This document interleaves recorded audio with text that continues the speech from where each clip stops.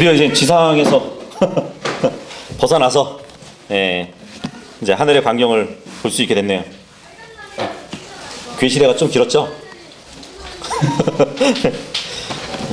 얼마 안 남았습니다.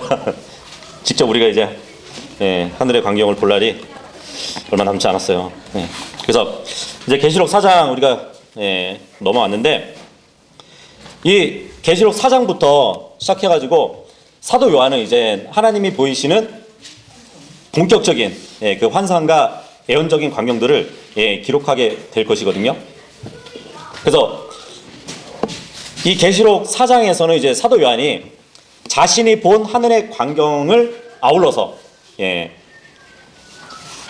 그 안에 하나님의 보좌가 있고 또 네 짐승들이 있고 그 주변에 또 24 장로들이 있었던 것을 보게 되고 그것을 기록하게 됩니다. 뭐 4장하고 이제 5장 이렇게 보면은 장차 있을 심판의 주관자이신 또 하나님의 왕자와 그 심판자를 나타내 보이는 것을 우리가 또 보게 될 것이에요. 근데 오늘은 말씀을 좀 많이 찾아보고 이렇게 진도는 많이 못 나갈 것 같습니다. 왜냐하면 오늘 주제가 이 사도 요한을 통해서 우리의 휴거를 예표하는 그 사항을 볼 것인데, 그 주제만 해도 오늘 요 한 시간은 금방 갈 것 같아요. 계시록 4장 1절 다 같이 읽어보도록 하겠습니다. 시작. 2일 후에 내가 보았더니 보라, 하늘에 한 문이 열려 있더라. 또 내가 들은 첫 번째 음성은 마치 내게 이야기하는 나팔 소리 같았는데, 그것이 이르되 이리로 올라오라. 이후에 반드시 있어야 할 일들을 내가 내게 보여주리라 하더라. 지금 사도 요한은 주님께서 교회 천사에게 쓰라고 한 그 일들을 다 일을 마친 후에 하늘에 한 문이 열려 있는 것을 보게 돼요. 성경에 보면은 하늘에는 문이 있다고, 도어가 있다고 기록하고 있어요. 여기뿐만 아니고 구약 시대에 하늘의 한 문을 얘기해 주는데, 그 말라기서에 보면은 말라기서 3장 10절에 한번 찾아볼까요?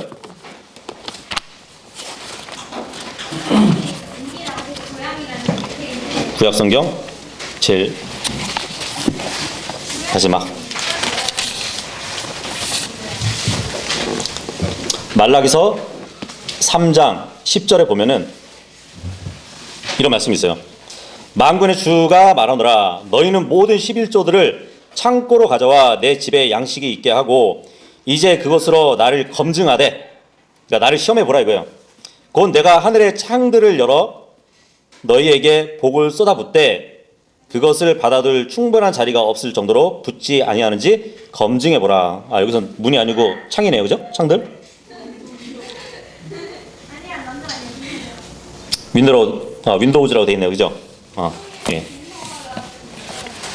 그러니까 하늘은 문도 있고 창도 있어요. 지금 여기는 창문이네요. 창. 그렇죠. 창도 있죠. 주님이 11조를 잘하면 교회 말씀하시는 거 아니에요?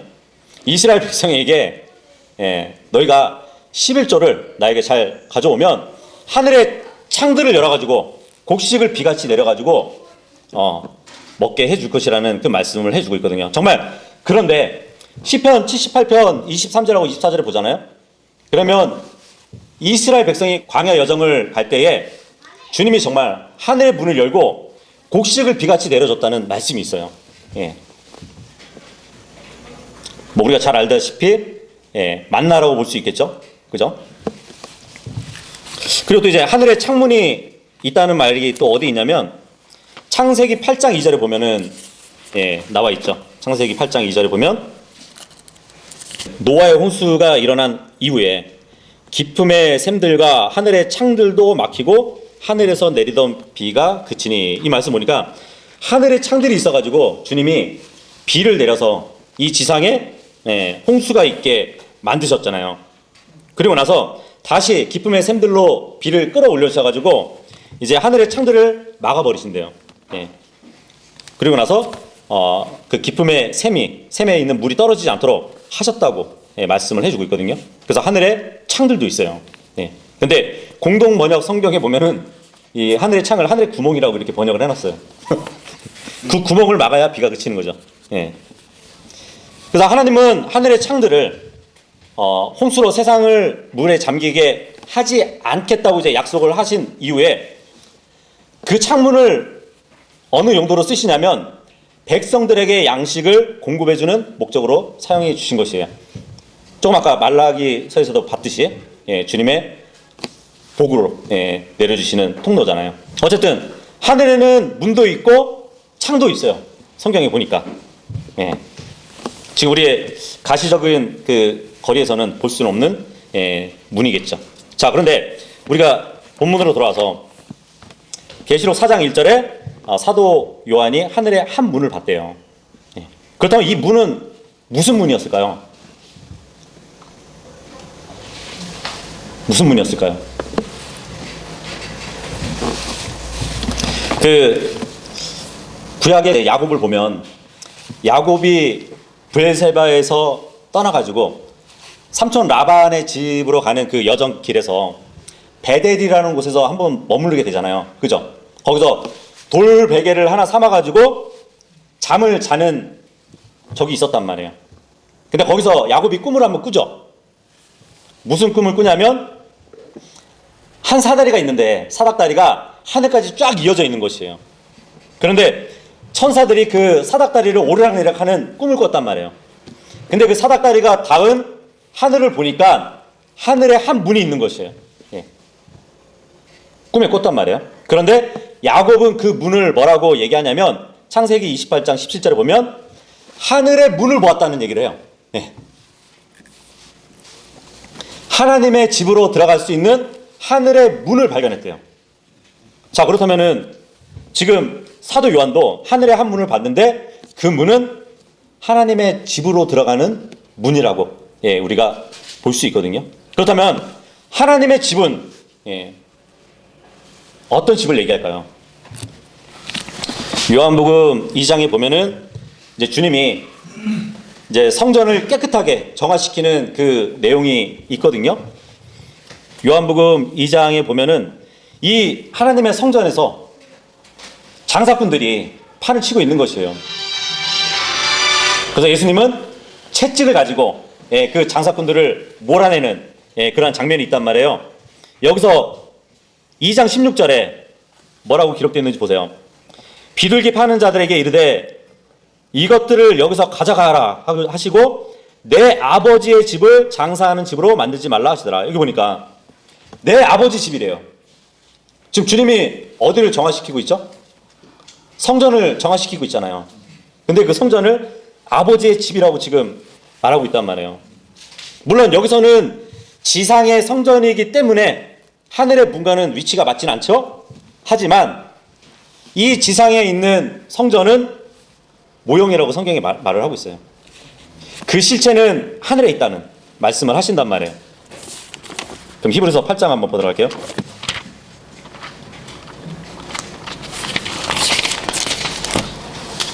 히브리서 8장 5절에 보시면 그들은 모세가 성막을 만들려 할 때에 하나님으로부터 권고를 받은 바와 같이 하늘에 속한 것들의 본보기와 그림자를 섬기나니 이는 그분께서 이르시기를 주의하여 너는 산에서 내게 보여준 양식대로 모든 것들을 만들라 하시기 때문이라. 여기 보니까 주님이 어떠한 양식을 주셔가지고 그 양식대로 성막을 만들라고 하셨어요. 그런데 이 성막은 하늘에 있는 거의 본보기래요. 그림자란 얘기예요. 그림자. 그 뒤로 9장 24절 한번 보시면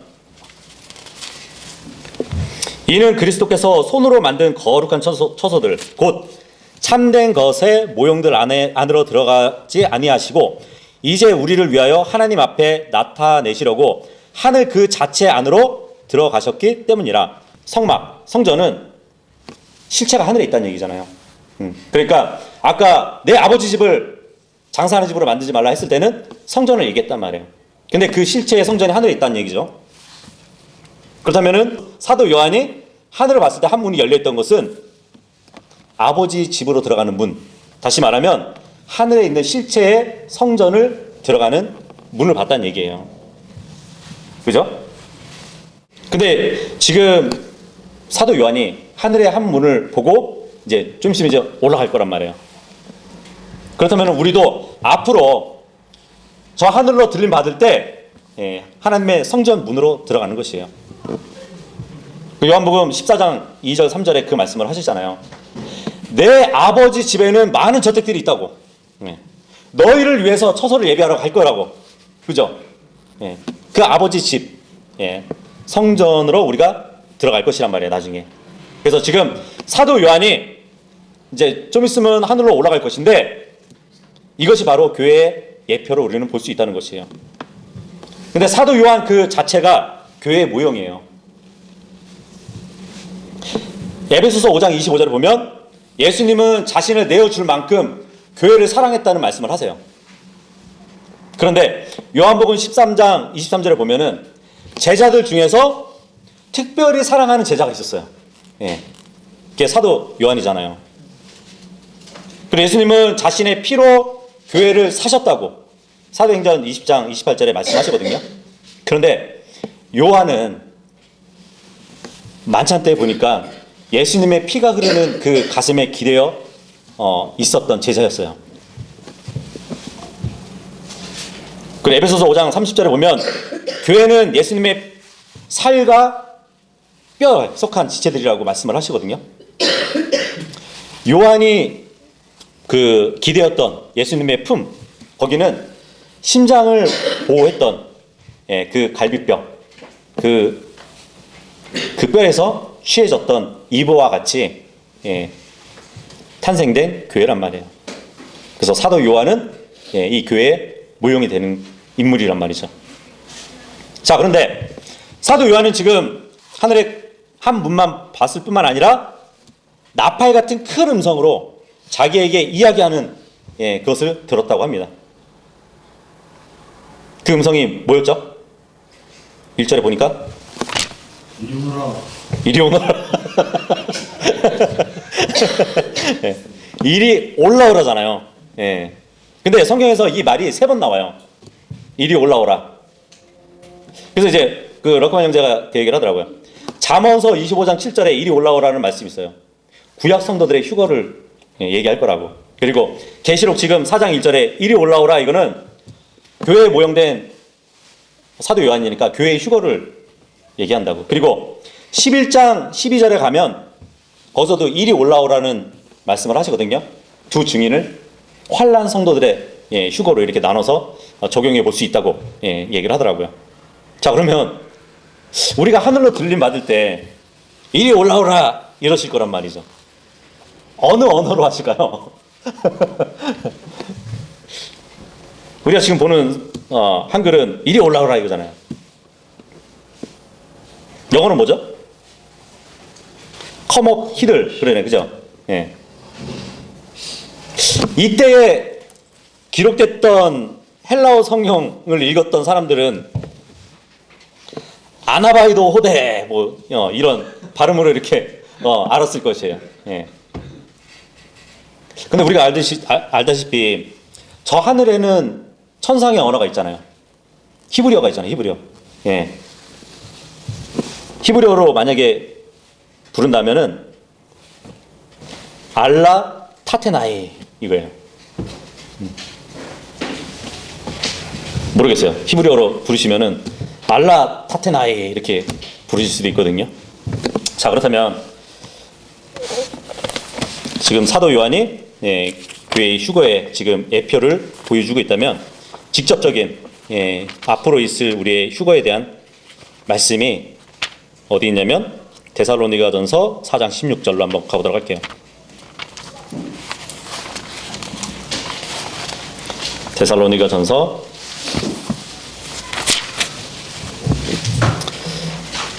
4장 16절. 이는 주께서 호령과 천사장의 음성과 하나님의 나팔 소리와 함께 친히 하늘로부터 내려오실 것이기 때문이니 그리스도 안에서 죽은 자들이 먼저 일어나고 그 후에 살아남아 있는 우리가 그들과 함께 구름들 속으로 채어 올라가 공중에서 주를 만나리라. 그리하여 우리가 항상 주와 함께 있으리라. 그런즉 이 말씀들로 서로 위로하라. 이 말씀을 하고 있습니다. 여기 보니까 하나님의 나팔 소리가 나와요. 그죠? 하나님의 나팔 소리. 하나님이 소유하신 나팔을 가지고 부시는 걸까요? 그래서 우리가 이제 성경을 몇 구절 찾아볼 것인데 꼭 나팔을 불어서 내는 소리가 아니라 목소리. 그러니까 하나님의 음성을 말하는 것일 수 있다는 것을 보도록 할게요. 자, 그러면 이사야서 58장 1절로 가시면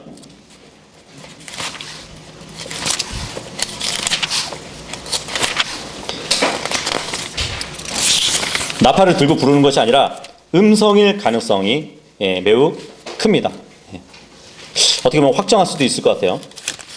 이사야서 58장 1절에 보면 크게 외치라. 네 목소리를 아끼지 말고 나팔처럼 높여서 내 백성들에게 그들의 범법을 보여주고 또 야곱의 집에 그들의 죄들을 보여주라. 여기 보니까 목소리를 아끼지 말고 크게 부르는 것을 나팔과 같대요. 그죠?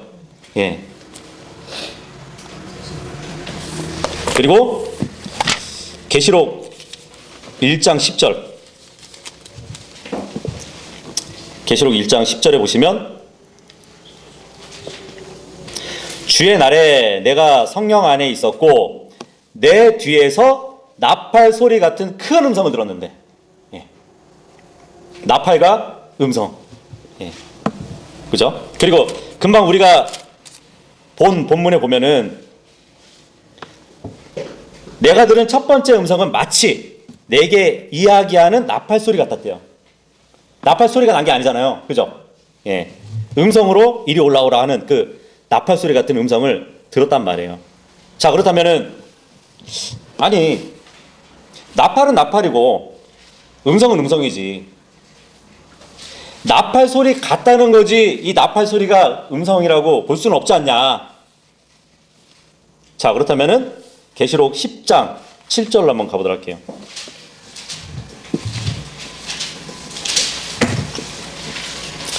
계시록 10장 7절에 보면 다만 일곱째 천사가 음성을 내는 그날에, 즉 나팔 소리를 내기 시작할 때에, 여기는 아예 같다는 얘기가 아니잖아요. 음성은 내는 날, 그게 바로 나팔 소리를 내기 시작할 때래요. 이꼴이에요, 이꼴. 그죠? 음성을 내는 것이 곧 나팔 소리라는 얘기예요. 그렇다면 우리가 데살로니가전서 4장 16절 봤지만 하나님의 나팔 소리라는 것은 하나님의 음성이 있다는 거예요. 네. 바로 이리 올라오라, 이 음성이란 말이죠. 예. 하나님의 나팔 소리는 요한의 증언대로 교회 성도들 각자에게 말씀하시는 이리 올라오라, 예, 이 음성이란 말이에요. 하지만 우리야 들을 수 있지만 믿지 않는 자들은 어떻게 들릴까요? 예. 요한복음 12장 28절. 얼마나 그 음성이 큰지 우리만 들을 수 있는 게 아니에요. 예. 믿지 않는 자들도 들을 수 있어요. 그런데 제대로 듣지는 못할 겁니다. 요한복음 12장 28절 29절 보시면 아버지여 아버지의 이름을 영화롭게 하옵소서 하시더라. 그때 하늘에서 음성이 나서 이르되, 나팔소리 같은 음성이 나는 거겠죠. 내가 이미 그것을 영화롭게 하였고 또 그것을 다시 영화롭게 하리라 하시더라. 그러므로 곁에 서서 그것을 들은 사람들이 이르되 천둥이 쳤다 하고 다른 이들은 이르되 천사가 그에게 말하였도다. 예. 앞으로 우리가 휴거될 때 믿지 않는 사람들은 천둥 소리를 들을 거예요. 예. 하지만 우리에게 있어서는 이리 올라오라 하는 나팔 같은 하나님의 음성을 들을 것입니다. 근데 이 천둥 소리가 정말 하나님의 음성이에요. 예. 욥기서도 한번 볼게요. 욥기서 40장 9절.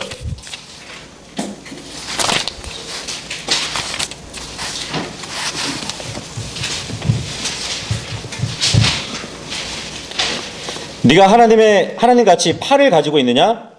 네가 하나님 같이 음성으로 천둥 소리를 낼 수 있느냐? 그죠? 주님은 자신의 음성으로 천둥 소리를 내신대요. 예. 어쨌든 미래에 주님께서 우리에게 이리 올라오라 이렇게 부르시면 우리는 하늘에 열려 있는 그 한 문으로 들어갈 것입니다. 근데 그 문은 아버지의 집으로 인도하는 문이고 아버지의 집은 성전이라고 말씀드렸어요. 그죠? 예. 근데 그 예표가 민수기에 또 나와요. 자, 민수기 한번 보도록 하겠습니다. 민수기 10장.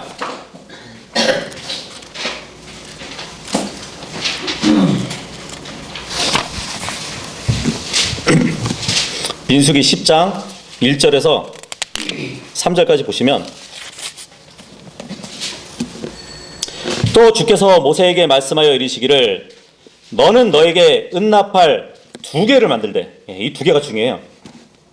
한 덩어리에서 만들지니 너는 그것들을 지폐를 소집하는 일과 진영을 이동하는 일에 사용할지니라. 근데 이 모양을 잘 봐야 돼요. 나팔이 2개인데 부는 것은 하나예요. 무슨 말씀인지 알죠?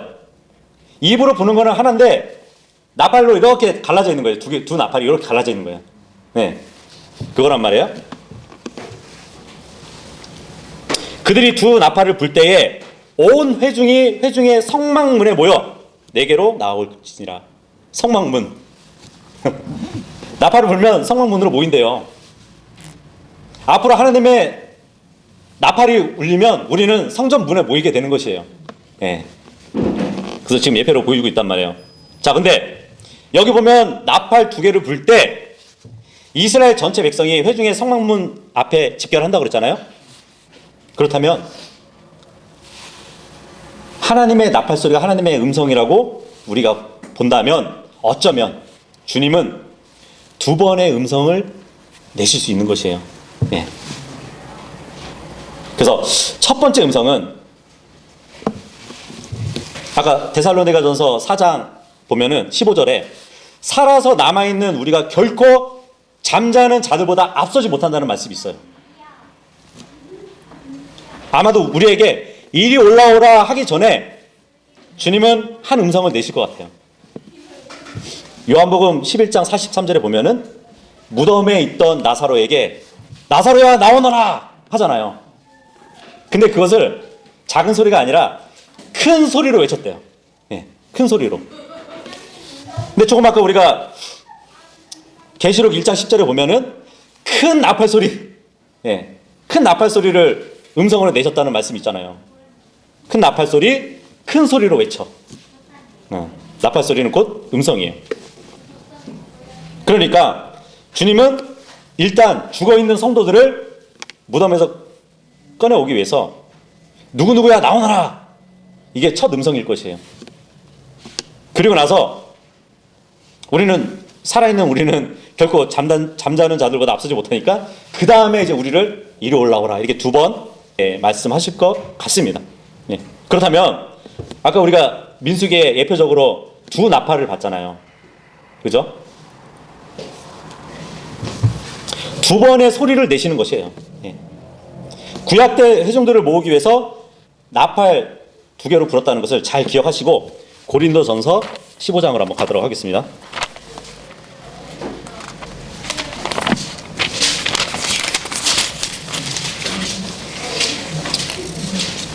고린도전서 15장 51절에서 53절까지 보시면 보라 내가 너희에게 한 가지 신비를 알려주노라. 곧 우리가 다 잠잘 것이 아니요 우리가 다 변화되리니. 지금 우리는 살아있어요. 그죠? 잠들지 않았단 말이에요. 죽지 않았단 말이에요. 마지막 나팔 소리에 눈 깜짝할 사이에 순식간에 변화되리니.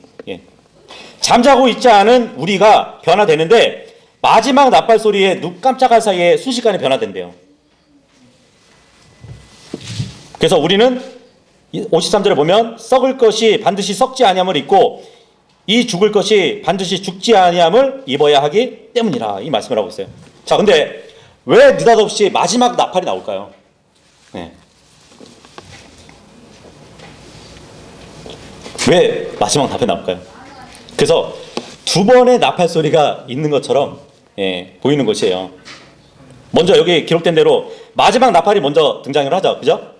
잠들어 있지 않은, 그러니까 죽지 않은 살아있는 자들이 듣는 나팔 소리는 마지막 나팔 소리예요.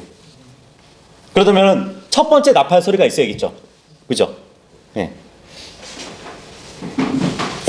살아서 남아있는 우리가 결코 잠자는 자들보다 앞서지 못해요. 우리는 마지막 나팔 소리고 첫 번째 나팔 소리가 있다는 것이에요. 그리스도 안에서 죽은 자들이 먼저 일어나야 돼요.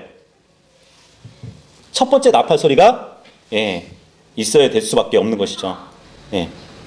그래서 그 뒤에 살아남아 있는 우리가 마지막 나팔 소리에 변모돼서 올라간다는 얘기예요. 하나님의 음성, 하나님의 음성이 나팔 소리라면 첫 번째 나팔 소리는 죽은 자들에게 무덤에서 나와라. 그리고 두 번째 나팔, 마지막 나팔은 살아있는 우리에게 이리 올라오라. 이거란 말이에요. 또 뭐 그렇게 얘기할 수도 있죠. 아니, 마지막 나팔은 있지만 첫 번째 나팔이 있으면 그 중간에도 나팔이 있는 거 아니냐고. 두 개 중에 꼭 하나가 마지막 나팔이 돼야 되는 거냐고. 근데 계시록에 보면은 주님은 알파와 오메가야 이렇게 얘기하잖아요. 그리고 처음과 마지막이라고. 그리고 마태복음 19장 30절에 보면은 처음 된 자로서 마지막이 되고 마지막 된 자로서 처음 될 자가 있다고 말씀을 하시거든요. 항상 처음과 마지막을 얘기해요. 두 개를. 인류를 보실 때도 그래요. 주님은 첫째 아담이 있고 마지막 아담이 있다고 그러지 첫째 아담을 얘기하고 둘째 아담이라고 얘기 안 해요. 그러고 보면은 이제 첫 번째 사람, 첫 아담에 속한 자들에게 있어서는 너는 흙이니까 흙으로 돌아가라. 그리고 죄를 졌으니까 아담아 너는 어디 있느냐 이렇게 말씀하신다면 두 번째 아담에 속한 우리들은 너는 흙이지만 흙에서 나오라고. 그리고 이리 올라오라고. 그렇게 부르시는 것이 이렇게 구별될 것이에요. 자, 그러니까 이 마지막 나팔은 우리가 그렇게 이해해 볼 수 있다는 것이에요. 어쨌든 두 번의 나팔 소리를 내시면 교회는 하늘의 성전문으로 집결하게 될 것입니다. 이렇게 두 개의 나팔은 소집을 알려주는 그 역할을 했어요.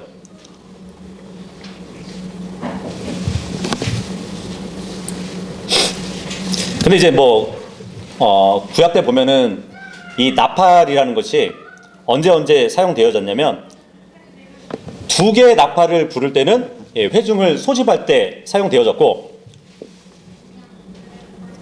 또 하나의 나팔이 불려질 때는 그 이스라엘 백성들 중에 우두머리들이 소집하는데 사용되어졌습니다.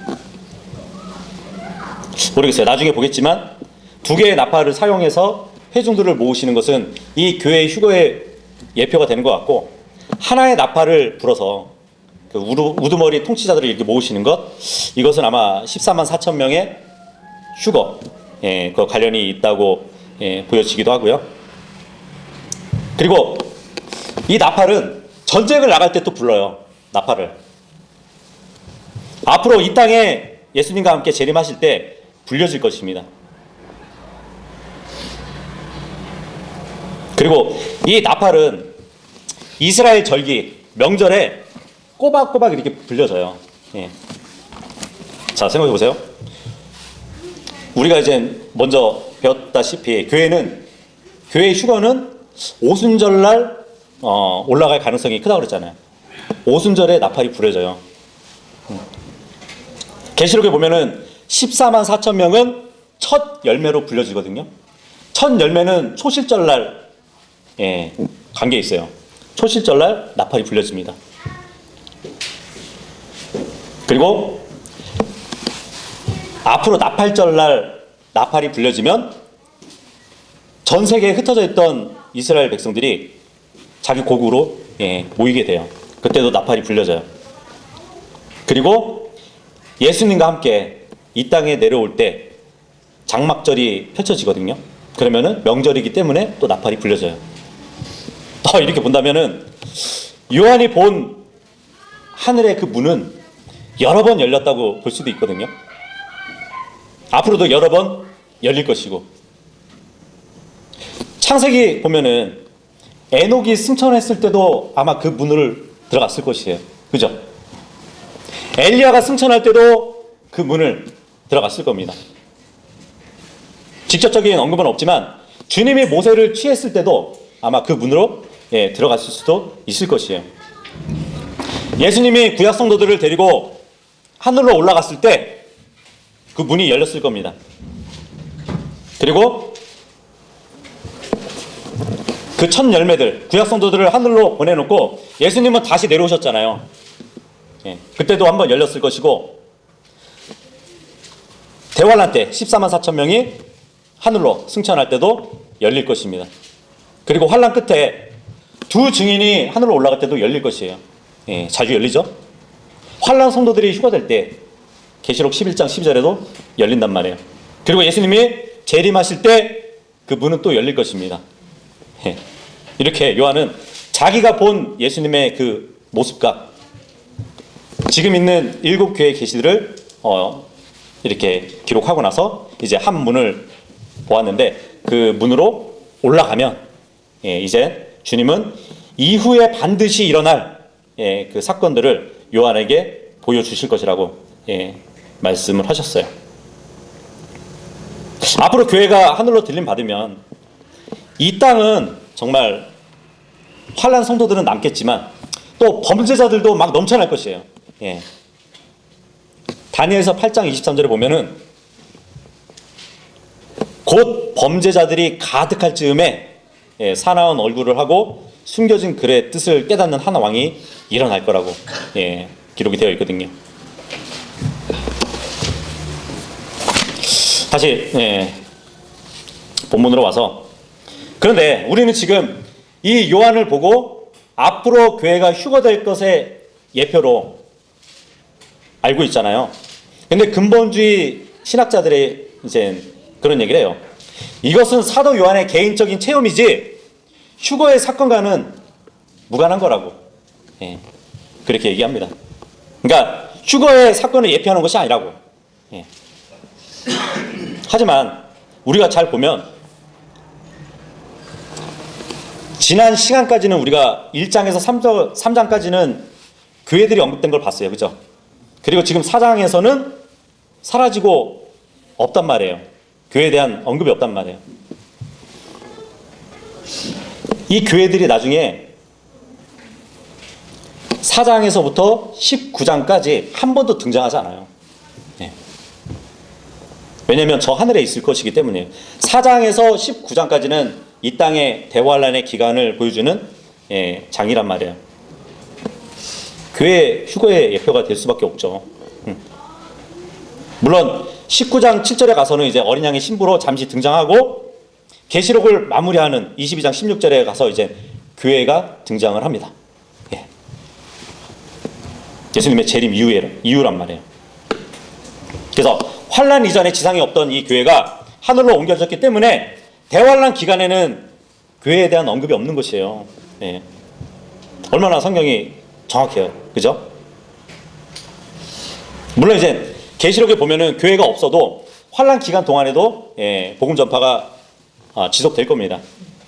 그런데 예수 그리스도를 믿고 구원받은 사람들을 더 이상 교회라고 부르지 않아요. 뭐 이스라엘 민족이건 이방 민족이건 성도라는 이름으로 불려지는 것을 보게 된단 말이죠. 그래서 그리스도의 신부인 교회는 이미 하늘의 처소에 올려져서 심판석을 거치고, 지상에서 보통 혼인잔치가 7일 동안 열리거든요. 저 하늘에서 거의 7년 동안 혼인잔치가 열릴 것입니다. 그리고 나서 7년이 찰 무렵 되면은 이 잔치가 지속되다가 마지막 환란 성도들이 하늘로 올라오면 그 환란 성도가 이제 손님으로 참석하게 되면 어린 양의 혼인식이 벌어지는 것이에요. 보통 결혼식을 하고 그 다음에 잔치를 벌이잖아요. 그렇지 않나요? 예. 그런데 유대인들은 잔치를 벌여놨고 마지막에 결혼식을 하는 것이에요. 그래서 마지막 7년 마지막쯤에 우리는 주님과의 그러니까 혼인식이 열리고 그 신혼 여행으로 이 땅으로 다시 내려오게 되는 것이에요. 이것이 바로 하나님의 플랜이에요. 자, 이렇게 해서 이제 사도 요한은 열리는 그 하늘로 올라가게 됩니다. 근데 올라가게 되면 거기서 무엇을 하게 되면 이후에 반드시 일어날 것들을 네게 보일 것이라고 그 말씀을 하고 있어요. 그렇다면 사도 요한이 하늘로 올라가면 하늘에 펼쳐진 광경도 볼 것은 물론이고 앞으로 있을 대환란도 보게 될 것이라는 얘기거든요. 그런데 우리가 사도행전 2장 20절을 보시면 만약에 정말 사도 요한이 교회의 모형이라면 지금 이후에 반드시 일어날 것을 사도 요한에게 보여주셨던 것처럼 우리도 저 하늘에서 대환란의 광경을 보지 않을까 또 이렇게 추측할 수 있는데 사도행전 2장 20절 보시면 저 크고 주목할 만한 주의 날이 오기 전에 이것은 대환란 때를 얘기하거든요. 해가 어둠이 되고 달이 변하여 피가 되리라. 이거 보니까 저 크고 주목할 만한 주의 날이래요. 그에게 있어서는 대환란을 겪지 않기 때문에 대환란은 두려운 날이 아니라 주목할 만한 날이에요. 사도 요한이 교회의 모형이라면 하늘에 올라가서 앞으로 일어날 일을 볼 것인데 그렇다면 우리가 저 하늘에서 대환란의 광경도 볼 수 있지 않을까? 여기 보니까 주목하다라는 말이 있잖아요. 주목하다라는 말은 관심을 가지고 주의 깊게 살피다라는 뜻이 있단 말이죠. 사도행전 1장 10절에도 보면은 예수님이 하늘로 승천하실 때 보면은 제자들이 하늘을 주목하고 봤다 그러잖아요. 그렇다면 아마 저 하늘에서도 우리가 이 대환란의 광경을 주목하고 볼 수도 있을 겁니다.